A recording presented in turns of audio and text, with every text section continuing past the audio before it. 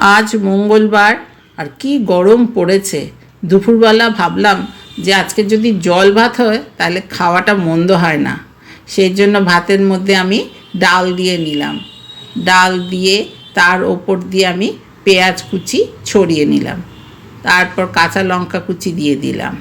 পরিমাণ মতো সর্ষের তেল নিলাম আর স্বাদ অনুযায়ী নুন দিয়ে নিলাম। তারপর ভালো করে মেখে নিলাম।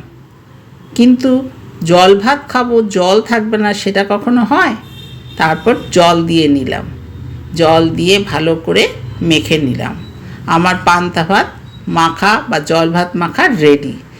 জল ভাত শুধু শুধু খাবো, ভাজা থাকবে না। করে নিলাম ডিমের অমলেট পেঁয়াজ আর লঙ্কা কুচি দিয়ে। আর করলাম চিংড়ি মাছের বড়া আর পেঁয়াজি। চিংড়ি মাছের বড়ার মধ্যে চালের গুঁড়ো, বেসন, নুন, হলুদ দিয়ে একটা ব্যাটার করে নিয়েছিলাম। সেই দিয়ে আমি চিংড়ি মাছের বড়াও ভাজলাম, আবার পেঁয়াজিও ওই ব্যাটারে ভেজে নিলাম। এই পান্তা ভাতের সাথে বা জল ভাতের সাথে ভাজা দিয়ে খেতে কিন্তু দারুণ লাগে। আমার তো খুবই ভালো লাগে। এরমই ছিল আমার মঙ্গলবারের লাঞ্চ থালি।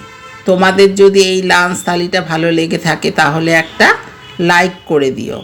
আজকের মতন আসছি, আবার কালকে চলে আসবো নতুন একটা লাঞ্চ থালি নিয়ে।